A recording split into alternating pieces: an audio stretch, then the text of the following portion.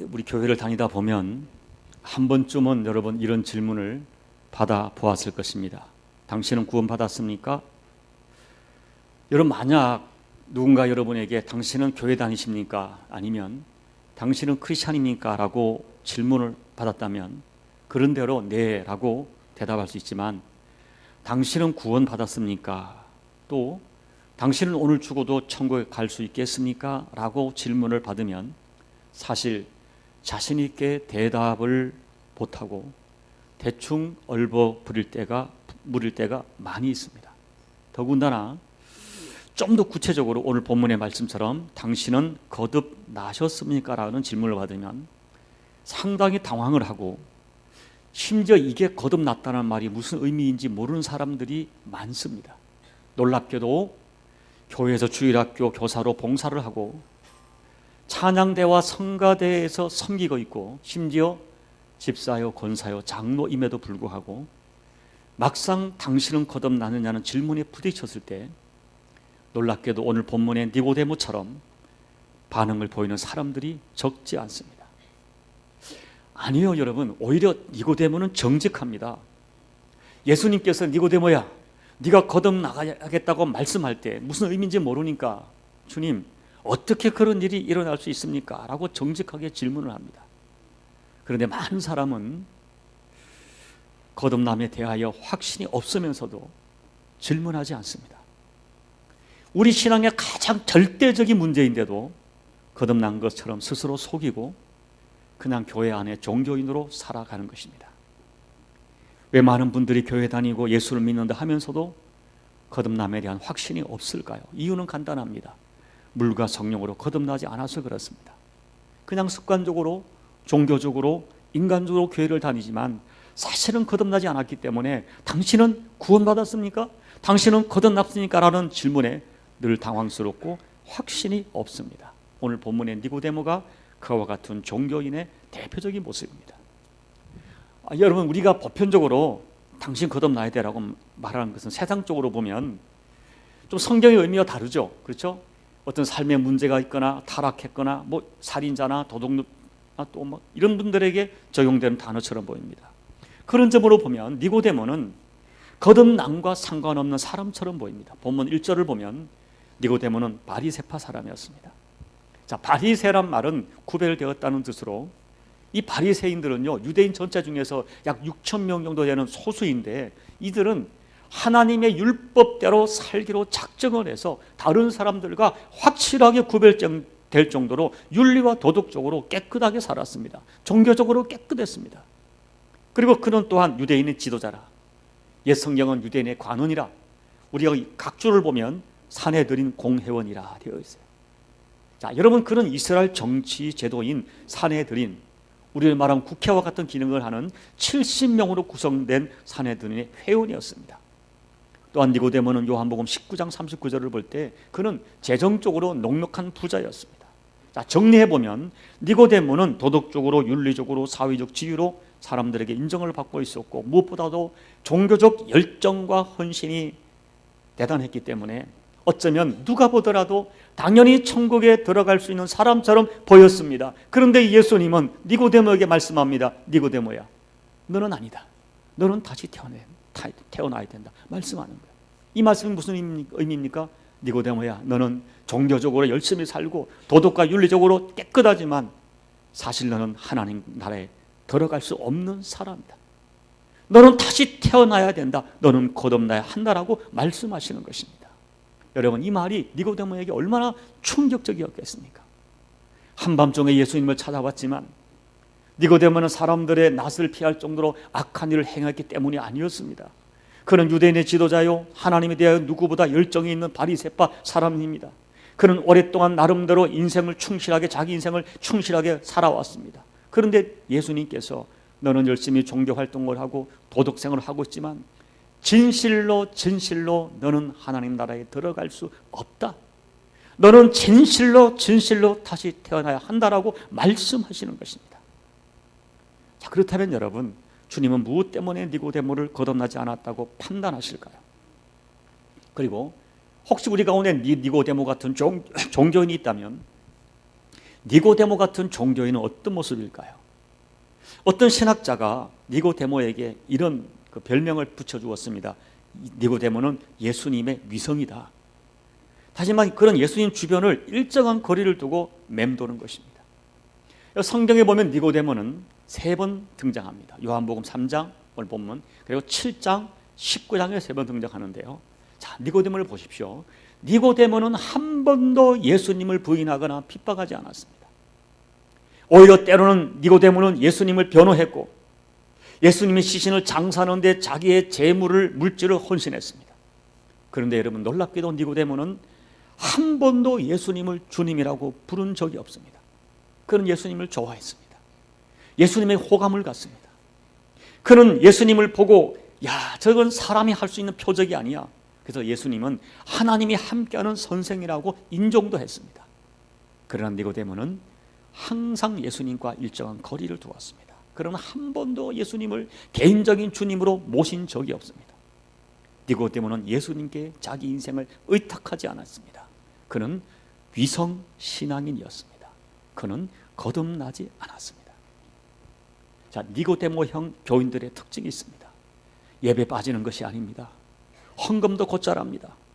윤리적으로 깨끗하고 정직하게 살려고 노력도 합니다. 심지어 기독교인이기 때문에 독스럽게 하려고 술도 끊고 담배도 정돈합니다.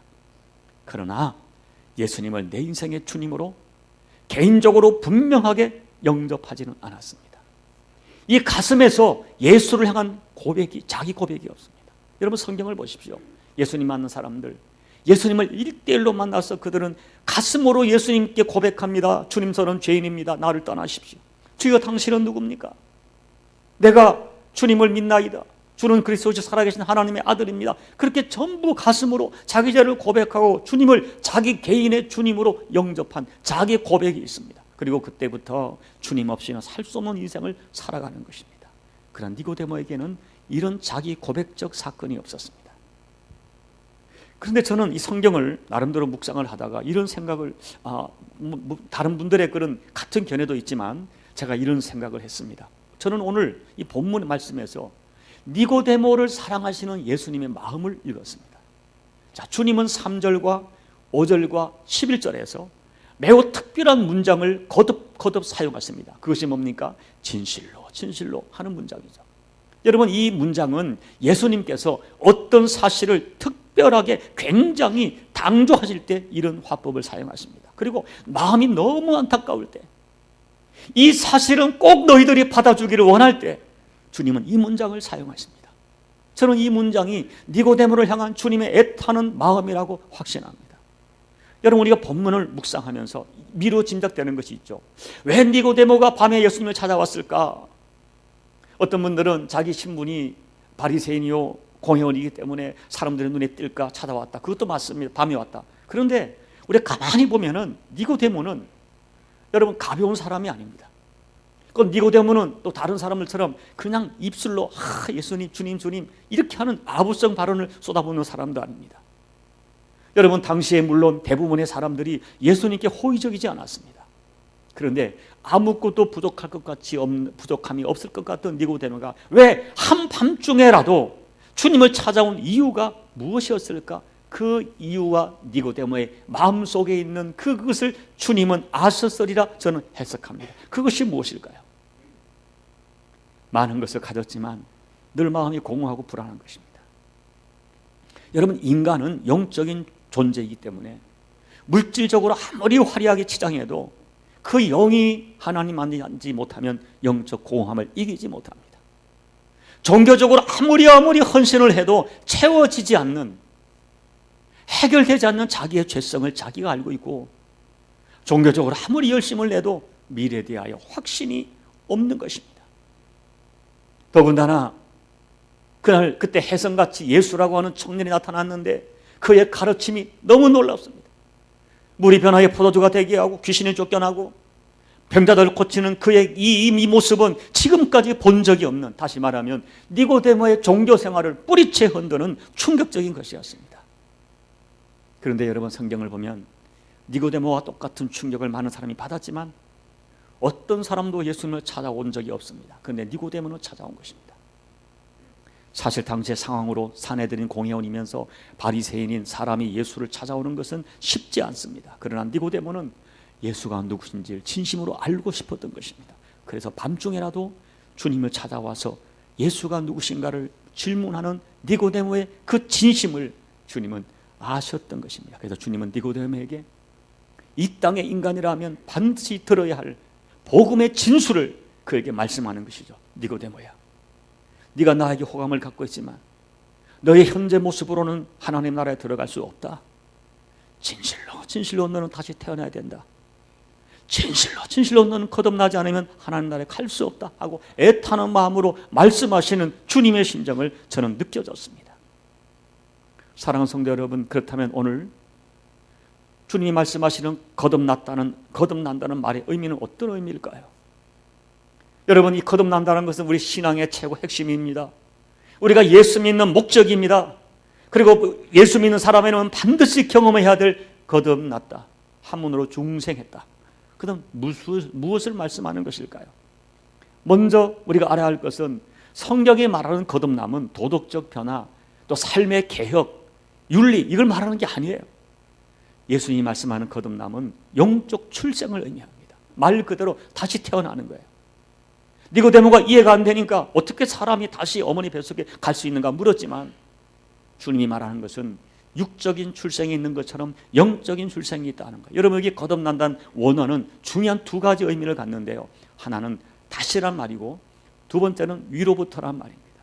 정리하면 거듭남은 위로부터 다시 태어나는 출생이라는 뜻이에요. 자, 오늘 본문에서 우리는 이 거듭남에 대하여 예수님과 니고데모의 대화를 통하여 이 거듭남이 무엇인가 하는 성경이 말하는 거듭남에 대하여 몇 가지를 정리할 수 있습니다.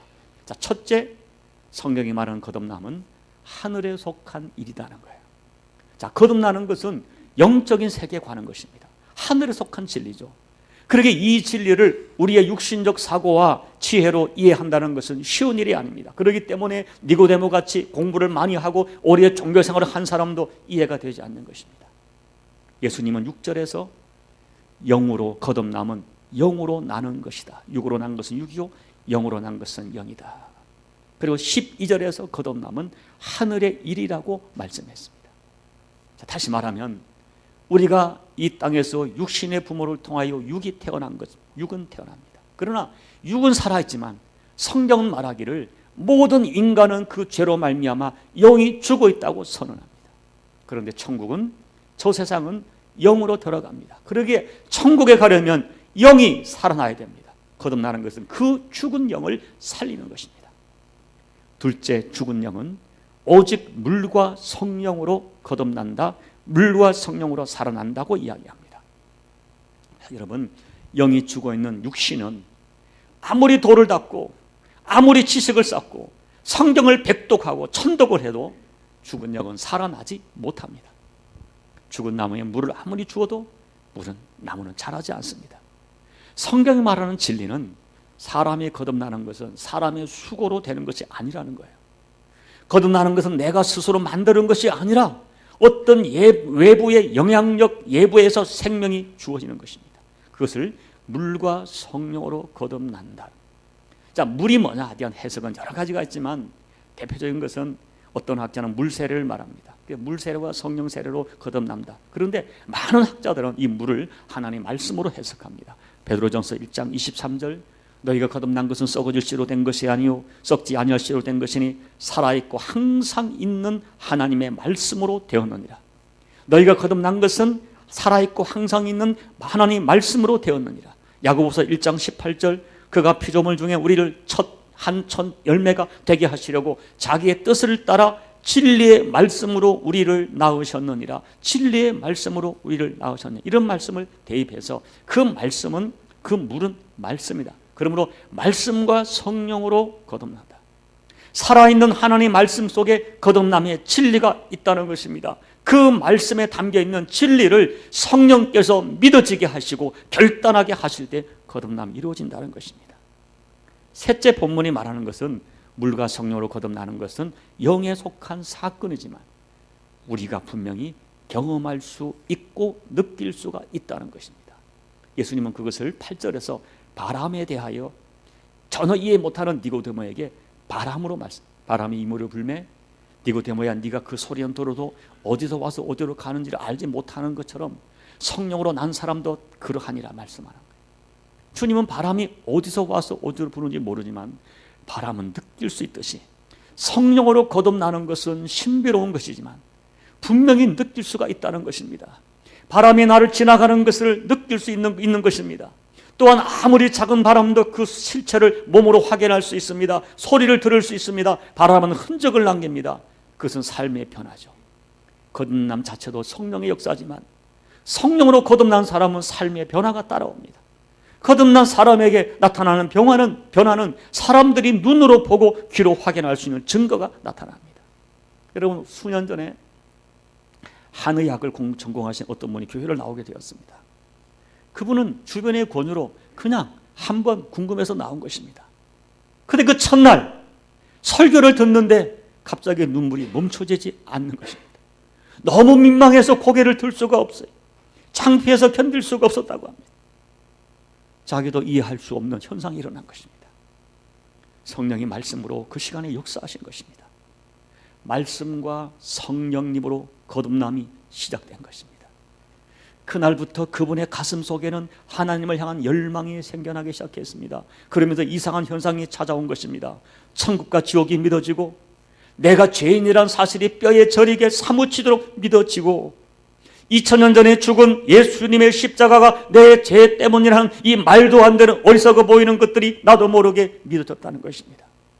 그리고 나를 대신하여 십자가 지신 예수님은 내 인생의 주님으로 가슴에 모시게 되었고 성경을 배우고 싶어서 교회 성경 공부반에 들어오고 밤늦도록 성경을 읽고 이해가 되지 아니하면은 인터넷을 찾아서 성경을 읽기 시작합니다. 예배 중에 표현할 수 없는 희열과 평강이 찾아왔습니다. 가난한 것이 문제가 되지 않고 병든 것이 문제가 되지 않는 자유함을 경험합니다. 어떻게 나에게 이런 일이 일어날 수 있는지 자기도 이해할 수 없다고 했습니다. 이것이 성령으로 거듭난 어떤 사람이 저에게 들려준 실제적인 간증입니다. 사랑하는 성도 여러분, 오늘 6절에서 예수님은 육으로 난 것은 육이다, 영으로 난 것만이 영이다 하셨어요. 육은 아무리 훈련시켜도 영이 되지 않습니다. 아무리 100일 기도를 드리고 40일 금식을 해도 죄인의 영은, 죽은 영은 살아나지 않습니다. 인간 안에 있는 죄성과 허무와 더러운 것은 어떤 교양과 윤리로, 종교적 헌신으로, 종교적 열심으로 절대로 변하지 않습니다. 살아나지 않습니다. 어떤 사람은 그런 노력을, 그런 애씀을 믿음으로 착각하니까 아무리 노력해도 더욱 허무한 거예요. 변하지 않는 자기의 실체 때문에 더욱 괴로울 뿐인 거예요. 여러분, 거듭나는 것은 개인의 노력으로 되지 않습니다. 그래서 거듭남은 신비예요. 하나님의 은혜. 어떻게 이런 일이 나에게 일어나? 왜 나에게 성령의 바람이 불었는지 신비로울 뿐입니다. 왜 나에게 믿음이 생기는지 그냥 신기한 거예요. 나를 보면 우리가 인정할 수밖에 없는 것이 있습니다. 거듭난다는 것은 하나님의 선물이요 성령님의 전적인 역사다는 거예요. 자, 그런데 오늘 본문을 보면 예수님은 오늘 본문에서 또 하나 중요한 진리를 말씀하세요. 성령이 바람이 부는 사람에게는 두 가지가 믿어지는 역사가 있다는 것입니다. 자, 그것을 보면 12절에는 내가 땅의 일을 말하여도 너희가 믿지 아니하고 어떻게 하물며 하늘의 일을 말하면 어떻게 믿겠느냐, 이 말을 바꾸면 하늘의 일이 믿어진다는 거예요. 두 번째가 뭐냐 하면 16절입니다. 14절 15절 모세가 광야에서 들린 것 같이 인자도 들리야 하리니 이는 그를 믿는 자마다 영생을 얻게 하려 함이라. 믿는 뭐냐? 높이, 십자가에 높이 들린 예수가 믿어지는 것입니다. 십자가에 높이 들린 예수가 자기의 죄로 죽은 것이 아니라 내 죄를 위한 대속의 죽음인 것이 믿어지는 것입니다. 이것이 믿어지는 것이 거듭난 자의 결정적 증거입니다. 그러면 거듭난 자에게 믿어지는 이 두 가지를 좀 더 구체적으로 풀어볼까요? 자, 첫째, 하늘의 일이 믿어져야 거듭난 것이다. 11절 13절이죠. 자, 예수님은 자신을 선생이라 부르는 니고데모에게 이런 말씀, 13절에 이런 말 하세요. 여러분, 13절 14절을 보면 이게 12절 13절을 보면 이게 대단한 말이에요. 뭐냐면 먼저 니고데모가 내가 예수님을 선생이라 부르거든요. 주님이 하시는 말씀이 니고데모야, 네가 나를 선생이라 부르는데 나는 땅에서 교육으로 만들어진 선생이 아니라 하늘에서 내려온 자라 하는 거예요. 그리고 11절을 보면 나는 너희에게 말하고 본 것을, 내가 아는 것을 말하고 본 것을 증언한다 하는 거예요. 내가 본 것을, 내가 아는 것을 말하고 내가 직접 본 것을 말한다. 근데 12절에서 그것이 뭐예요? 땅의 일이 아니라 하늘의 일이라는 거예요. 자, 요약하면 11절, 12절, 13절 요약하면 예수님은 하늘에서 오셨고 하늘에서 직접 본 것을 말한다. 그래서 땅의 것만 알고 있는 땅의 선생인 니고데모야, 너는 하늘의 일을 믿을 수 없다고 하는 거예요. 그래서 주님은 12절에서 내가 땅의 일을 말하여도 내가 믿지 아니하거든 하물며 하늘의 일을 말하면 어떻게 믿겠느냐 하는 거예요. 자, 여러분 잘 들어보십시오. 거듭난다는 것은 하늘에서 결정된 하늘의 일이라는 거예요. 자, 그것은 하늘의 영계에서 계셨던 주님께서 직접 보고 직접 말하고 직접 결정했던 일이었습니다. 그게 뭘까요? 하늘이 뭘까요? 시간과 장소는 알 수 없으나 삼위일체 하나님 사이에서 결정하신 일이 있다는 것입니다. 그것이 뭡니까?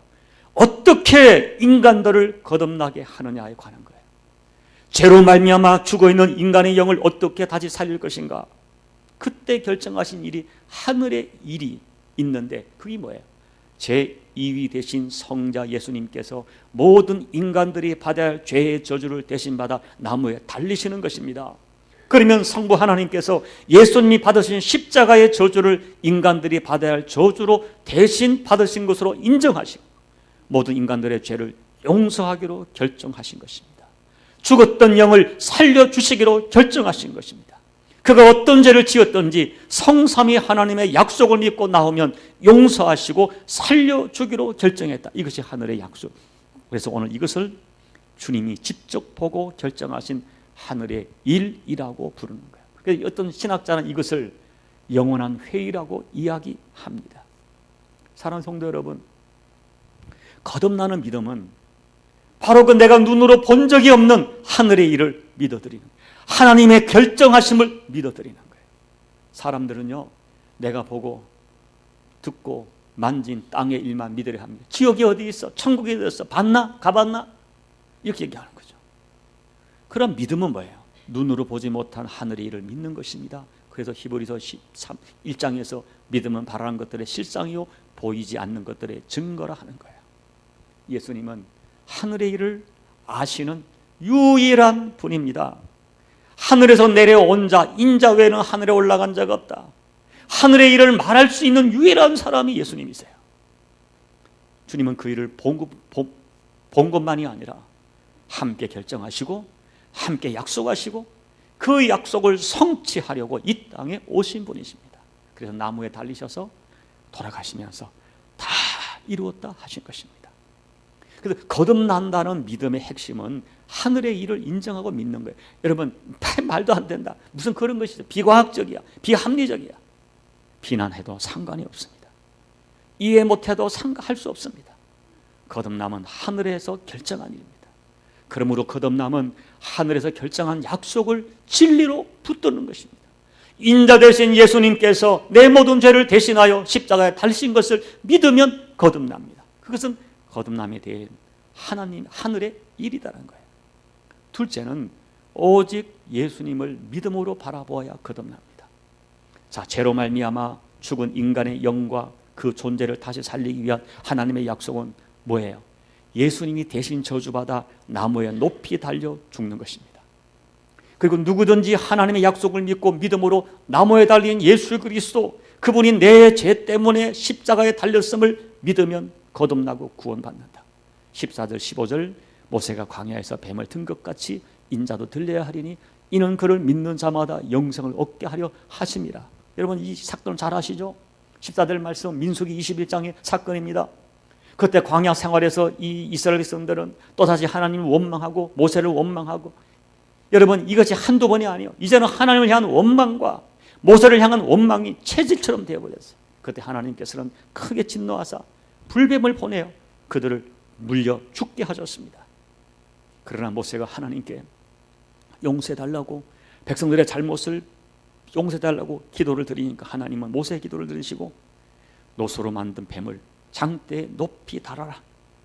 그 높뱀을 쳐다보는 자가 살게 되리라. 민수기 21장 9절을 읽어드리면 모세가 놋뱀을 만들어 장대 위에 다니 뱀에게 물린 자마다 놋뱀을 쳐다본 적 모두 살더라.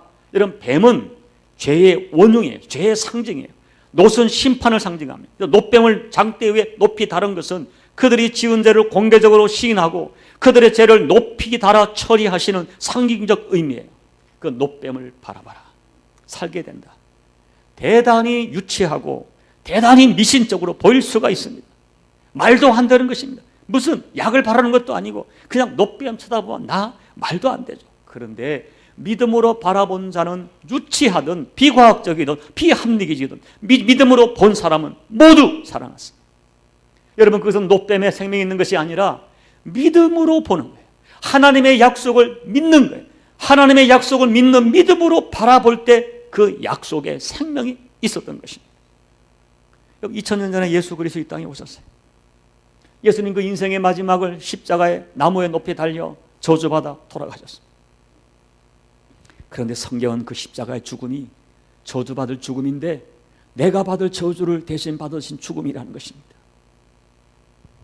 그것을 시인하고 믿음으로 십자가를 바라보는 자, 그 예수님의 십자가 죽음이 내 죄 때문이라고 예수를 바라보는 자, 죄 용서받고 구원받고 거듭나게 될 것이다 약속했어요. 여러분, 오늘 요한복음에 이 사실이 너무너무 많이 기록되어 있습니다. 오늘 3장에도 3번 기록되어 있습니다. 15절, 그를 믿는 자 영생을 얻는다. 사도행전 4장 12절, 다른 이로서는 구원을 받을 수 없나니 천하 사람 중에 구원받을 다른 이름을 우리에게 주신 일이 없느니라. 여러분, 고린도전서 1장 18절은 뭐라고 말해요? 이 십자가의 도가 멸망하는 자들에게는 미련한 것이요 구원을 받은 우리에게는 하나님의 능력이라. 십자가를 바라보는 것은 너무 어리석어 보입니다. 유치해 보입니다. 멸망하는 사람들에게는 미련한 것입니다. 그러나 구원받은 우리에게는 십자가만이 우리를 살리는 능력이요 생명이라는 거예요. 나무에 달린 예수만 바라보면 죄 용서받고 구원받고 거듭난다는 진리는 세상 사람들이 구원받지 못한 사람들이 볼 때는 말도 되지 않습니다. 유치합니다. 어리석습니다. 허무맹랑해 보입니다. 차라리 나로 하여금 구제를 하고 금식을 하고 어떤 행위를 하라고 하면 설득력이 되어지지만 그냥 예수만 봐라. 2000년 전에 죽은 예수가 오늘 너의 죄 때문에 죽었다. 이것은 유치하고 어리석어 보이지만 믿어지지 않지만 그런데 거듭난 사람에게는 그 십자가만큼 설득력 있는 것이 없어요. 십자가만큼 능력 있게 다가오는 진리가 없어요. 여러분, 예수를 믿어보세요. 한번 의롭게 살아보려고 해보세요. 안 됩니다. 나 자신을 보면 십자가 외에는 길이 없다는 것을 경험적으로 압니다. 그래서 거듭난 사람에게는 오직 나무에 달린 예수만 바라보고 그 십자가에 감격하고 그 십자가를 붙들고 그 십자가를 노래하고 그 십자가를 죽을 만큼 사랑하고 붙드는 것입니다. 사랑하는 성도 여러분, 이제 말씀을 마칩니다. 제가 사실 시간이 부족해요. 오늘 이 설교가. 여러분, 예수님은 거듭나려면 오늘 본문에서 성령의 바람이 불어야 한다. 물과 성령을 거듭나야 된다. 여러분, 성령이 역사해야 하나님의 말씀이 진리로 믿어지고요. 예수님의 십자가가 진리임이 믿어집니다. 여러분, 성령의 바람이 불어야 내 죄가 심각하게 보이고요. 내가 나무에 달릴 만큼 저주받을 만큼 죄인이라는 것이 믿어진다니까요. 성령의 바람이 불어야 하나님의 심판이 믿어지고 지옥이 믿어지고 천국이 믿어지고 하나님 나라가 믿어지고 영생이 믿어지는 것입니다. 성령의 바람이 불어야 십자가 달린 예수님이 내 죄 때문에 달리셨음이 가슴으로 믿어지는 거예요. 그리고 여러분, 성령의 바람이 불어야 죄를 이길 수가 있습니다. 남은 인생 하나님 뜻대로 살 수가 있고요. 여러분 주신 사명과 직분을 여러분의 힘으로 감당하면 힘들어 못합니다. 성령의 바람이 불어야 바로 감당할 수 있습니다. 그러기에 오늘 여러분 이미 거듭남을 확신한 여러분 또 성령을 사모하십시오. 아직까지 제가 오늘 한 설교가 이해되지 않고 믿어지지 않는 사람은 성령께서 나를 감동하사 이것이 믿어지고 동일하게 고백되어져 기도하십시오. 여러분 가족 중에 믿지 않는 사람들이 있다면, 가족이 있다면 그들에게 성령의 역사함이 허락되도록 기도해 주시고, 혹시 여러분 가족 중에 여러분 남편이, 아내가, 자녀가 교회는 다니지만은 내가 아무리 봐도 거듭나지 않은 것처럼 보이는 가족이 있다면 그들에게 성령이 역사해 주시기를 여러분 간절히 사모하셔야 돼요. 그리고 여러분, 왜 예수를 믿는데 이렇게 가슴이 식어져 있습니까? 왜 이렇게 예수를 믿는데 이기적입니까? 왜 이렇게 여러분 사람 하나 품지 못하고 용서하지 못합니까? 내 가슴에 성령의 역사가 식어진 거예요. 예수를 믿는다고 하지만은 교만합니다. 냉정합니다. 자기밖에 모릅니다. 용서하지 못합니다. 마음이 언어가 거칩니다. 따뜻한 성령의 바람이 다시 불어오기를 사모해야 돼. 성령의 바람이 내게 불어올 때 여러분 그때 계산하지 마세요. 헛된 자존감 다 버리세요. 거절하지 마세요. 그냥 그분이 말씀하는 대로 순종하세요.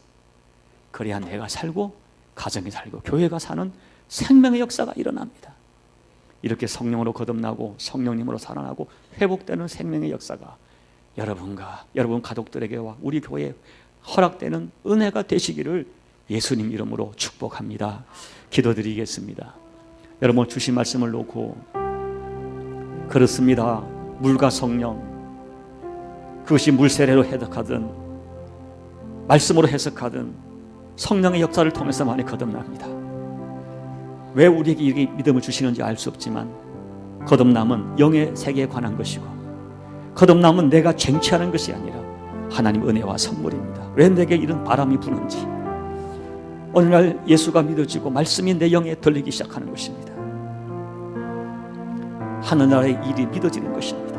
하나님의 그 약속이, 거듭남의 약속이, 예수 그리스도를 통한 이 구속의 역사가 믿어지는 것입니다. 그리고 놀랍게도 십자가를 바라볼 때마다 내가 저 십자가에 달릴 만큼 죄인인 것이 믿어지는 것입니다. 그런데 주께서 나를 대신하여 죽은 것이 믿어지는 것입니다. 그래서 우리는 거듭났습니다. 그러나 거듭난 나에게 성령의 바람이 계속해서 충만했으면 좋겠습니다. 언제부턴가 식어진 가슴으로 살아가고 내가 거듭남을 의심하지는 않지만 내가 구원받은 백성인 것을 의심하지 않지만 거듭남의 증거가 자꾸만 사라지고 그 백성의 증거가 사라지는 나, 식어진 가슴으로 살아가고 좁은 가슴으로 살아가는 나, 이제는 따뜻한 성령의 나를 불어 나로 하여금 따뜻한 가슴으로 살게 해주십시오. 오늘 주신 말씀을 놓고 함께 이 시간 성령께서 주시는 감동을 따라 기도하며 나가시겠습니다. 하나님 아버지 고맙습니다.